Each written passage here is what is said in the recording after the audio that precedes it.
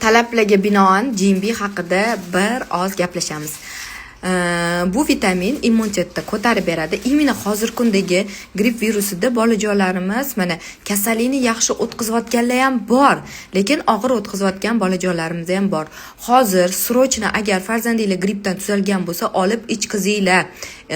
Hali xudoga shukr bu virus o'pkaga o'tkazib yuborish, bronxit holatlari juda kamdan kam bo'lyapti. Shuning uchun jarayonni kuchaytirib yormasdan immunitetni srochna ko'tarish maqsadida beringlar. Universal любой bolaga tushadi. Yosh tanlamaydi. Ya'ni tug'ilgandan boshlab yosh katta insonlargacha mumkin. Faqatgina dozani shifokor bilan maslahatlashgan holatda shifokori o'zi nima qilib beradi, masalan, dozalab berish kerak bo'ladi. Lekin men o'g'lim ham har kuni yeydigan vitaminni eng yaxshi ko'ramiz. Yevropa bo'yicha nomer 1 kalsiy D3 vitamin kaliy vitaminlardan biri deb ayta olaman.